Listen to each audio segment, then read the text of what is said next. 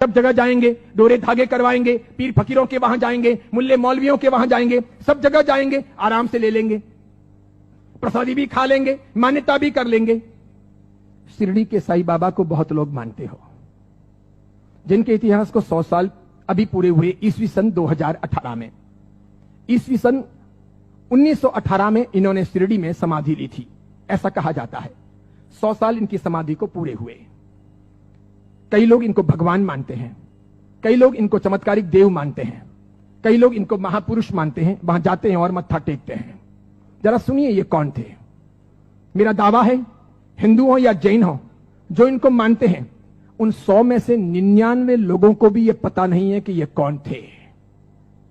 99 लोगों को भी ये पता नहीं है कि ये कौन थे, कौन है, इन्हें क्यों लाया गया, ये 99 को पता नहीं। बेवकूफी की पराकाष्ठा देखो, जब पता नहीं और मानते हैं, पता नहीं और स्वीकार करते हैं, पता नहीं और पूछते हैं। बहरुद्दीन पिंडारी नाम का एक व्यक्ति था, ये अफगान से यहां आया था, ये पिंडारी जाति का था। ये मैं तब की बात कर रहा हूं जब औरंगजेब का खात्मा हो चुका था और मुगल साम्राज्य समाप्ति की ओर आगे बढ़ रहा था। धीरे धीरे मराठाओं ने अपना वर्चस्व जमा लिया था और वे हिंदू साम्राज्य की स्थापना के लिए बहुत मजबूती के साथ में आगे बढ़ चले थे। भारत के अंदर, भारतवर्ष के अंदर, अखंड हिंदुस्तान में जोरदार हिंदुत्व साम्राज्य का, हिंदू साम्राज्य का विस्तार होने जा रहा था। ये मैं तब की बात करता हूं। ये पिंडारी लोग लुटेरे हुआ करते थे। ये पूरी अफगान की जाति लूटने फाटने के लिए यहां पर आई थी। मुगलों के काल के अंदर इसने अच्छी खासी मात्रा में जगह जगह लूटपाट की थी। हिंदुओं को टारगेट बनाना, उन्हें लूटना, उनके पैसों को छीनना, उनकी बहन बेटियों को छेड़ना और पसंद आ जाए तो उनकी बहन बेटियों को उठा लेना, ऐसे इनके कर्तव्य हुआ करते थे।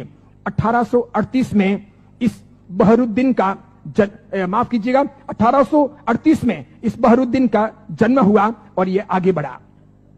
उसके बाद में एक फिल्म आई, वो हिंदी फिल्म थी। उस फिल्म को जगह जगह पर दिखाया गया षड्यंत्र के आधार पर।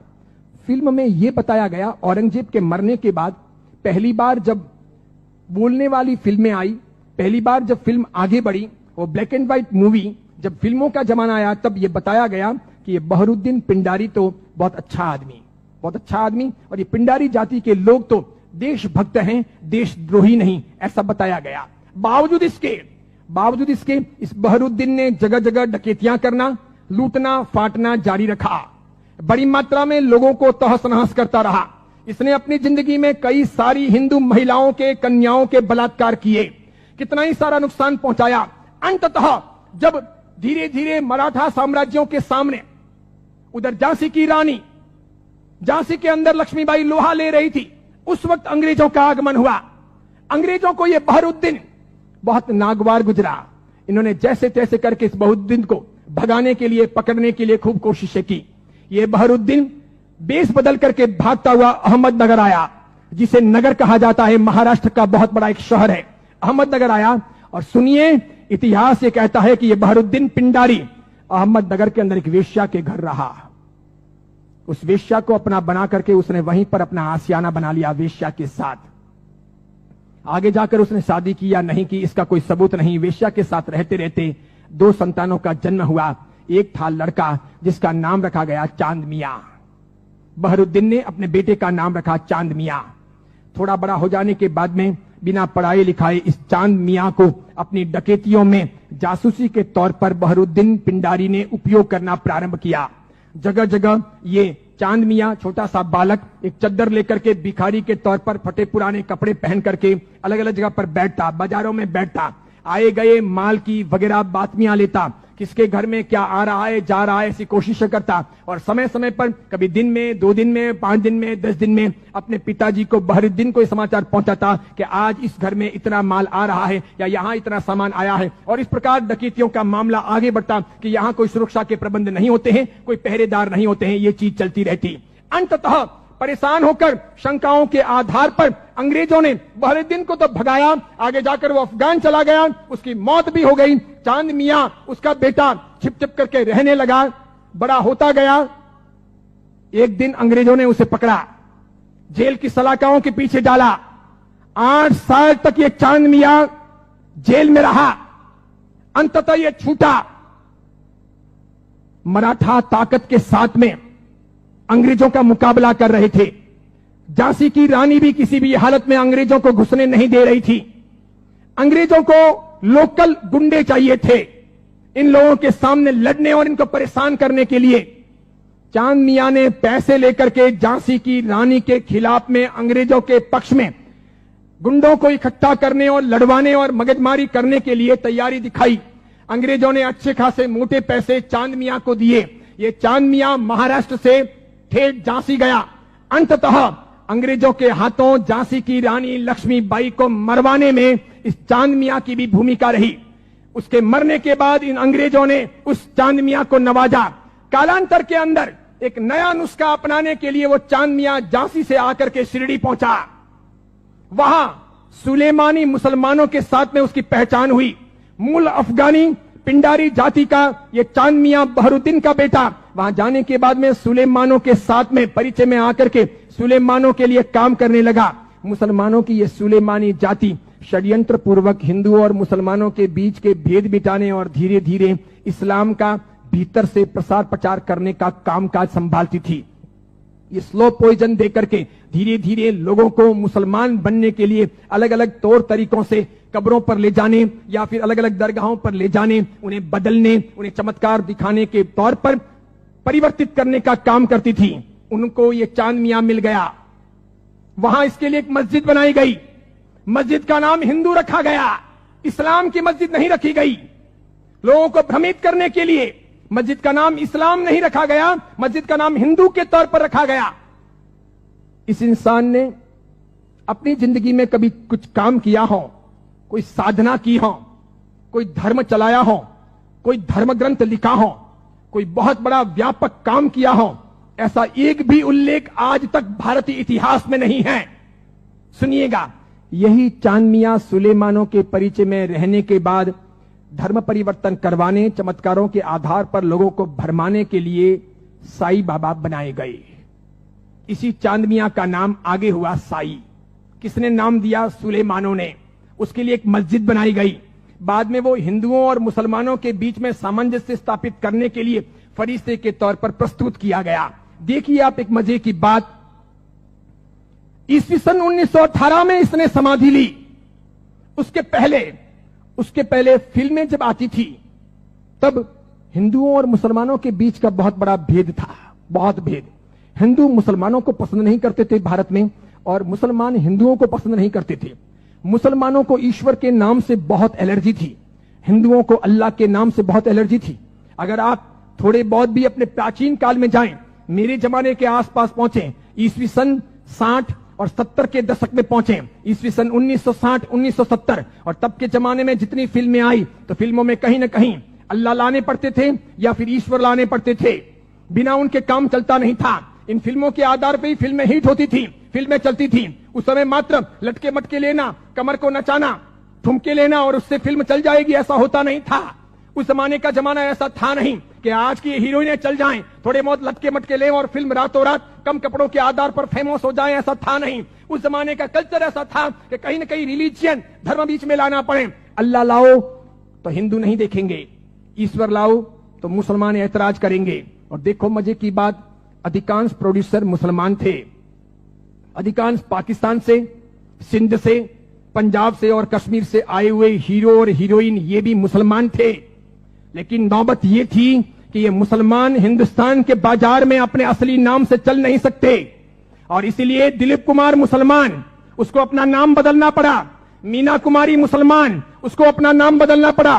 सुरैया देवानंद से शादी करना चाहती थी, लेकिन मुसलमान होने के नाते स्वीकार नहीं किया गया। पिता ने अनुमति नहीं दी कि हिंदू के साथ शादी नहीं हो सकती, उसे भी अपने नाम बदलने पड़े। 15-20 से अधिक ऐसे हीरो हीरोइन हैं 1960, 1970 और 1980 के दशक के, 1960, 1970 और 1980 के दशक के जिन मुसलमानों को मार्केट में चलने के लिए, स्ट्रेटेजी बनाने के लिए अपने नाम बदलने पड़े। वो मुसलमान थे, उनको हिंदू दिखावा करना पड़ा। इधर देखो, जावेद अख्तर हो, सलीम खान हो, नौशाद हो और महमूद खान हो, ये सभी ऐसे प्रोड्यूसर थे जो जन्म से मुसलमान थे, इरादे से मुसलमान थे, हैं भी। इसके सिवाय अन्य अन्य आए और इन लोगों को अपनी फिल्में चलानी थी। इन लोगों ने एक तौर तरीका चलाया कि मुसलमान होने के नाते हिंदुत्व का समर्थन कर नहीं सकते और हिंदू देवी देवताओं को अपने को भ्रष्ट बताना है। क्योंकि आप पुरानी फिल्में देखिए और आज की फिल्में देखिए, किसी भी अल्लाह को कभी गाली नहीं दी जाती, किसी मस्जिद के ऊपर सवाल नहीं किए जाते, कभी कुरान के बारे में कुछ बोला नहीं जाता। लेकिन हिंदू देवी देवताओं की फिल्मों में मजाक होगी। किसी भी हिंदू देवी देवता को मानने वाले पंडे पुजारी को भ्रष्टाचारी, नालायक, रैप करने वाला बताया जाएगा। लेकिन किसी पादरी को, किसी भी मौलवी को रैप करने वाला या भ्रष्ट काम करने वाला नहीं बताया जाएगा। ये सब योजनाएं थी, वो मुसलमान प्रोड्यूसरों ने आगे बढ़ाई। बढ़ाते बढ़ाते उन्होंने वहां बढ़ाई कि उन्होंने देखा कि किसको लाया जाए। तब उन लोगों को साईं बाबा को लाना ठीक लगा कि ये है तो मुसलमान, लेकिन हिंदुओं के बीच में खप जाएगा। है मुसलमान, हिंदुओं के बीच में बिक भी जाएगा। है मुसलमान, हिंदू मुस्लिम के बीच में अपना रास्ता अच्छा सा तय करवा देगा। तो पहली आई 1977 में फिल्म अमर अकबर एंथोनी। ऋषि कपूर ने उसमें इस साईं बाबा के नाम पर एक लाजवाब गीत गाया, हाथों हाथ वो बिका। फिल्म बहुत चली। देखो आप, फिल्म हिट हुई, बाबा भी हिट हो गए। फिल्म हिट हुई, बाबा भी हिट हो गए। मुझे यह बताओ, साईं बाबा का कौन सा धर्म ग्रंथ है? उन्होंने अपनी जिंदगी में, ये चांद मियां ने जो 8 साल तक जेल रहे, पिताजी के लिए जासूसी का काम किया, अंग्रेजों के हाथों बिके, झांसी की रानी लक्ष्मीबाई को मरवाने में जिसकी भूमिका रही, मराठाओं को बदनाम करने के लिए उसने बहुत काम किया, मराठाओं के स्वाभिमान को तोड़ने के लिए उसने बहुत काम किए, बहुत काम किए। क्योंकि मराठा एकदम पक्के कट्टर हिंदुत्ववादी, उन्होंने ये मंजूर नहीं था, तो उनके स्वाभिमान को ठेस पहुंचाने के लिए उसने बहुत काम किए। और उस आदमी को रातों रात साईं बाबा बना दिया गया, महिमा मंडित कर दिया गया। कैसी जोरदार ये सेल्स पॉलिसी थी, हाथों हाथ बाजार में बिके। कैसे बिके कि जब पहली बार 1918 में इन्होंने समाधि ली, तो 1918, 1919, 1920, 1921, 1922 का ऑडिट देखिए, तो इनके शिरडी के साईं बाबा मंदिर का ऑडिट का आमदनी का स्रोत है 1800 रुपए, 2000 रुपए, 2500 रुपए, आखिर में है 3200 रुपए। 1918 से 1925 के बीच में 3200 रुपए की आमदनी वाले ये बाबा क्या हिट हुए, और पागलों की तरह हिंदुओं ने और जैनों ने कितना उनको हिट किया, कितने वो वहां गए, कितने मत्थे टेके और कितना पैसा बर्बाद किया कि आज शिरडी के साईं बाबा के मंदिर की वार्षिक आमदनी है 371 करोड़, 371 करोड़। वहां मुसलमान जाने वाले 5% भी नहीं, वहां जाने वाले मुसलमान 5% भी नहीं, और जाने वाले हिंदू और जैन 95%, पैसे खर्च करने वाले अधिकांश 95%। मुझे बताइए, हिंदू धर्म के कौन से ग्रंथ में इनके बारे में क्या लिखा है? उपनिषदों में, वेदों में, महाभारत में, रामायण में, उसके बाद के किसी साहित्य में कि कभी शिरडी के साईं बाबा होंगे या हुए हैं, या वो फरिश्ते हैं, वो कोई अवतारी हैं, वो कोई हिंदू देवी देवता हैं? बिल्कुल नहीं। लेकिन हिंदू धर्म को भ्रष्ट करने, उनको बहलाने फुसलाने के लिए काम किया गया और ये सफल हो गया, सफल हो गया। हाथों हाथ ये बिक गए। आज तो देखिए, आज हिंदुस्तान के अधिकांश हिंदू मंदिरों में हिंदुओं के देवी देवता छोटे हो गए हैं, साईं बाबा बड़े हो गए हैं। हिंदुओं के देवी देवता साइड में हो गए हैं, साईं बाबा प्रमुख हो गए हैं। हिंदुओं के देवी देवता कम कमाऊ हो गए हैं, साईं बाबा अधिक कमाऊ हो गए हैं। जिसको भी अपनी दुकानदारी चलानी हो और भगवानों के नाम पर, देवी देवताओं के नाम पर पैसा कमाना हो, साईं बाबा की मूर्ति ला दो। आप भी प्रयोग कर सकते हो। दुकान बराबर नहीं चलती हो तो दुकान के बाहर बिठा दो, धनाधन उसका गल्ला अच्छा चलेगा, आपकी दुकान के गल्ले से भी अच्छा। बस ऐसी बात हो गई। चमत्कारों के तौर पर मुझे बताइए कि उन्होंने क्या किया, उनसे क्या हुआ। बताइए कि शिरडी जाने वाले सभी लोग अमीर हुए, सभी की गरीबी दूर हो गई, सब लखपति करोड़पति हुए, अरबपति हुए? क्या सभी के दुख दूर हो गए? जो जो वहां गए और हर साल जाते हैं, क्या वो बीमार नहीं पड़ते? क्या उनके घर में बाल बच्चे बराबर पैदा होते हैं, वे वांझिए नहीं रहते? क्या उनके वहां पर किसी का एक्सीडेंट नहीं होता, दुर्घटना नहीं होती? क्या शिरडी जाते हैं और मानते हैं उनके सब ख्वाब पूरे होते हैं? बताइए मुझे। और दूसरी बात, एक जैन परंपरा में जन्म लेकर, अरिहंत को मानकर, सुदेव सुगुरु सुधर्म के आधार पर चलकर आपको कौन सा दुख हुआ, कौन सी भीख मांगनी पड़ी, कौन सी तकलीफें हुई? अरे मजारों पर जाकर अगर बीमारियां दूर हो सकती थी, कब्रिस्तानों पर जाकर अगर बीमारियों से हम मुक्त हो सकते थे, या शिरडी के साईं बाबा के वहां पर मत्था टेक करके हम अपने रोगों से मुक्त हो सकते थे, तो फिर बड़े बड़े अस्पतालों के निर्माण की आवश्यकता क्या थी? बीमारियां जब मजारों पर और शिरडी के साईं बाबा के वहीं पर दूर हो जाएगी, तो फिर अस्पतालों की जरूरत क्या है? कितनी बड़ी मात्रा में हिंदुओं का शोषण हो रहा है। देखना आप, आने वाले कुछ समय के बाद हिंदू धर्म दो भागों में बंट रहा है। आज मैं उद्घोषणा कर रहा हूं, यह बहुत बड़ी भविष्यवाणी है। इन दोनों के बीच में गहरा संघर्ष चलेगा और इन दोनों के बंटवारे में, इन दोनों की लड़ाइयों में दूसरे धर्म के लोग हावी हो जाएंगे। वे अपना रास्ता तय कर लेंगे और इस प्रकार उनका षड्यंत्र सफल हो जाएगा। आगे जाकर के अब दो प्रकार के हिंदू आपको देखने को मिलेंगे। हिंदू धर्म दो भागों में बंटेगा, एक साई भक्त हिंदू, दूसरे सनातनी हिंदू। दो प्रकार के हिंदू आपको देखने को मिलेंगे। एक वे जो साईं बाबा को मानते हैं, दूसरे वे जो साईं बाबा को नहीं मानते हैं। कई सारे हिंदू पंडित पुजारी हैं, कई सारे हिंदू संत महात्मा हैं, उनको भी अक्ल नहीं है। वे भी शिरडी के साईं बाबा के वहां पर जाते हैं और उनको मानते हैं और उनके मंदिर बनाते हैं और उनकी पूजा करते हैं। उनको पता नहीं कि राम का इतिहास है, कृष्ण का इतिहास है, बजरंग बली का इतिहास है, महाभारत का इतिहास है, रामायण का इतिहास है, देवी देवताओं का इतिहास है। इनका कोई इतिहास नहीं। ये हिंदू नहीं, ये साधक नहीं। जैन साधु साध्वी भी शिरडी जाते हैं तो यदा कदा दर्शन करने के लिए वहां चले जाते हैं और कर्म फोड़ के चले आते हैं। कितने बेशर्म होते हैं ऐसे जैन साधु साध्वी। क्यों उन्होंने पंच महाव्रत लिए हैं? क्यों उन्होंने सफेद कपड़े पहने हैं? मैंने कितने ही अलग अलग अपने संप्रदायों के जैन साधु साध्वियों को यात्रा के दौरान शिरडी जाते हुए देखा। वहां जैन मंदिर भी है, उपाश्रय भी है, स्थानक भी है, और उसके बाद में कभी न कभी वहां के श्रावकों को कहकर या अपने चेले चपाटियों को साथ में लेकर वे शिरडी के साईं बाबा के मंदिर में दरबार में चले जाते हैं। जिस इंसान ने बलात्कार किया हो, डकैतियां की हो, चीना झपटी की हो, जिसने झांसी की रानी को मरवाया हो, जिसने हिंदुत्व का नाश किया हो, जिसका ऐसा कामकाज रहा हो, उसको रातों रात फरिश्ता बनाया गया हो और उसे हम पूजे। ये कौन से देवी देवता हुए? ये कौन सा चमत्कार हुआ? ये क्या क्या साधना के उच्चतम बिंदु हुए? बताइए, आदर्श कहां है? नैतिकता कहां है? योग्यता कहां है? बहुत सारे लोग ख्वाजा मोइनुद्दीन चिश्ती की दरगाह पर जाते हैं,